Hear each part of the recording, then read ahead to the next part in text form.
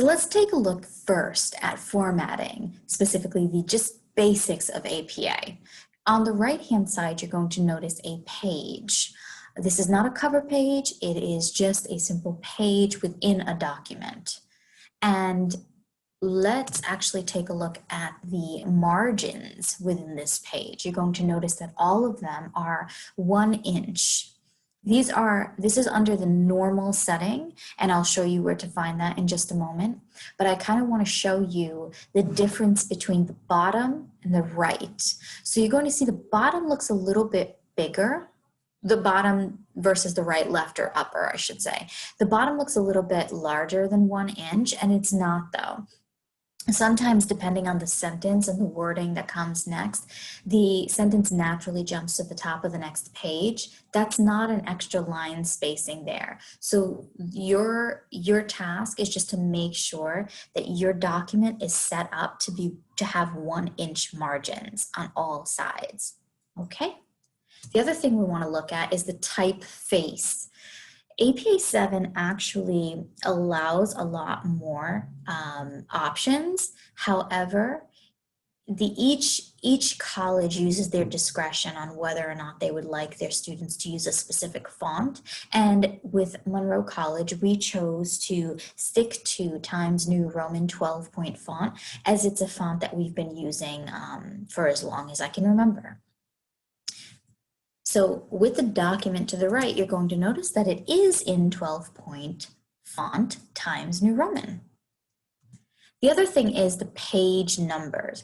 It's going to start on the title page, not this page, and it's going to be in the upper right-hand corner where that little green circle just popped up right on in. And you're going to notice that it is also in Times New Roman 12-point font, and it is within the header section itself of the paper, okay? Then I want you to pay attention to new paragraphs. Okay, so new paragraphs are indented 0.5 inches, and that actually just equals 1 tab space, okay? So the tab button is left of the queue. So you also have to pay attention to line spacing. There are no skipped lines between paragraphs. Oftentimes students will add in the line spacing at the end of each paragraph to start the new paragraph. There's absolutely none of that. So if we take a look at the spacing, everything is double spaced, right? And there's no extra line spacing. So if we were to draw a line through a document, just like this red dotted line, everything should be spaced evenly.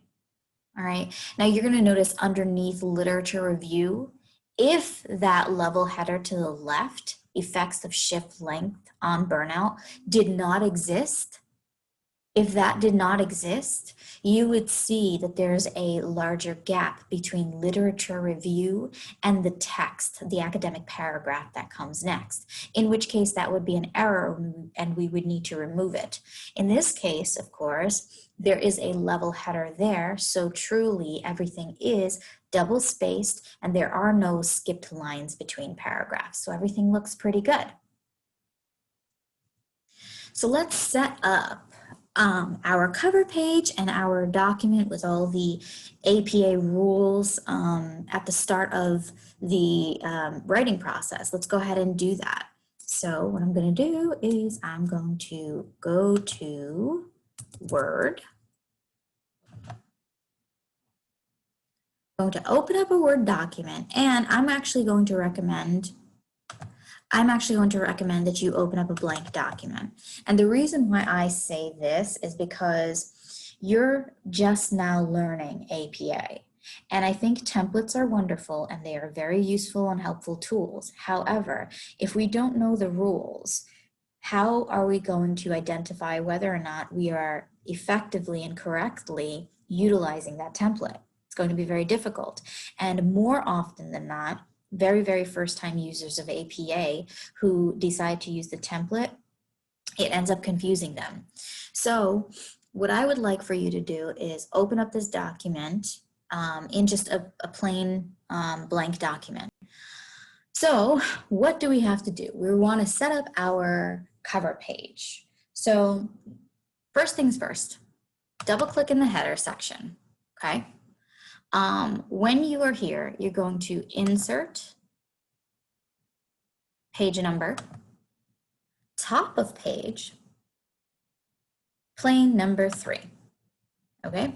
Now, go ahead and click on home again, and you're going to notice that this plain number 3 is actually in Calibri 11-point font. That's okay for now. Leave it as is. You're going to notice that the cursor is blinking in front of that 1. This is where you would type the running head. Okay, so let's just call this sample paper, 1 space. Okay, you're going to notice that the words sample paper is in all caps because running heads require all caps. APA 7 actually allows this, this rule to be optional for students. Okay.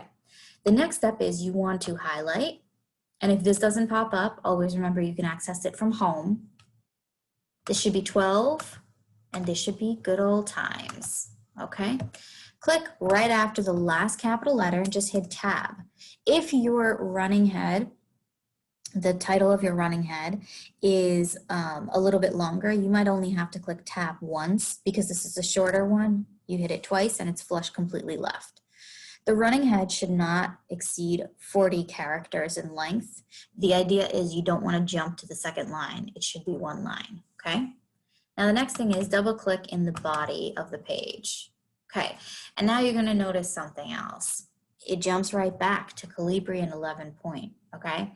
So let's take a look first at a couple things. So let's go to layout. Remember the margins. This is where you would find the margins. Click on this and it needs to be normal, 1, 1, 1, 1, okay? Make sure it's normal. It's normal, so we're good to go.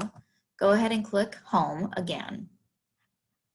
Then we want to change back to Times New Roman. We want to change to 12-point font. Now another thing I want to show you is something that is often neglected. Under paragraph, this little guy right over here, click on that. This box is going to pop up. Okay, you're going to notice under spacing, the default setting for Microsoft Word is before set to 0, after set to 8. So if you just went ahead and clicked on double space, your spacing's actually bigger. Your gaps are actually bigger than a double space. So you have to make sure that the settings before and after are set to 0 and then select double. I'm going to show you what the difference looks like afterwards. But once we hit OK, then we've set up the spacing, the margins, the font. So we're ready to go. The next thing I like to specifically do is I like to zoom out. Whoa, not that much. That's absurd. I like to zoom out just a little bit, okay? Enough to see the whole paper, okay? And then I like to just hit enter. Maybe I just like to eyeball it, honestly. So like 1, 2, 3, 4, 5, maybe, yeah, 5 works for me, okay? So now I could zoom right back in. I'm close enough to the upper center of the paper that satisfies me. You want to go between 5 to 6. Then go ahead and click center. The next thing that you want to do is select bold. Okay, now you're going to type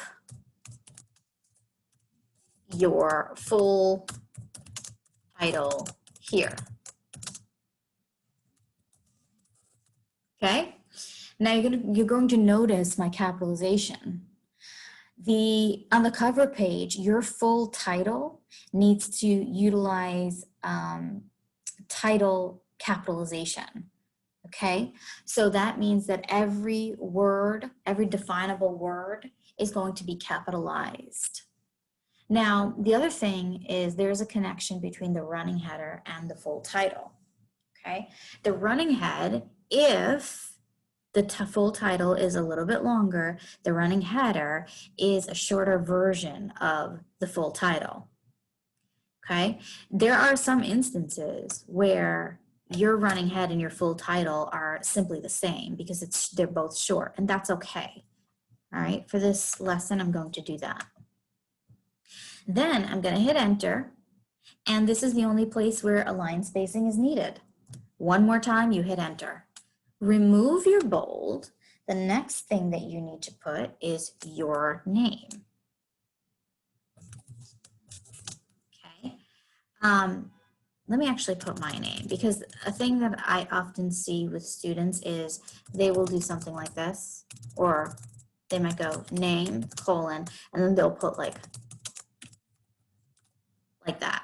Okay, so you don't have to actually name these things and identify what they are. You just need to simply put them.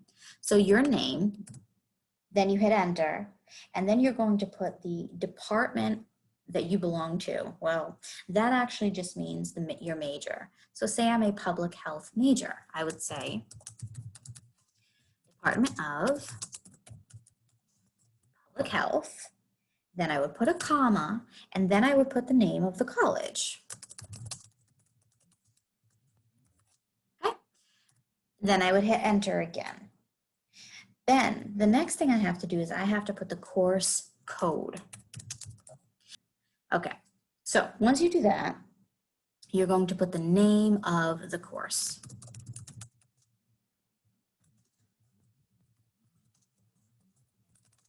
Okay, then you will go ahead and put your professor's name.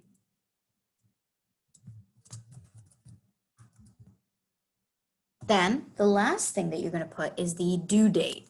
Okay, so let's say it is due on the 12th. Oops. Okay, and there you have it. There's a beautiful cover page for you. Okay, and it's all centered. Now, if I want to go ahead and move it all down a little bit more, then that's okay, but just think about it like it needs to be in the center. All right, so now I want to show you about that. Let's show you about that, that spacing thing. Okay, so let me highlight this and show you why the spacing before and after is so important. All right, so take a look at the gray that's highlighted. I'm going to put 8 there. That's what it would have been had you just selected double space. Take a look at the gray, keep your eyes on it. Boom. You see how much bigger it is? It's a larger gap. It's not a true double space. Okay, so make sure before and after are set to 0. I'm going to do it one more time. Take a look at the gray. Bam. Okay, all right.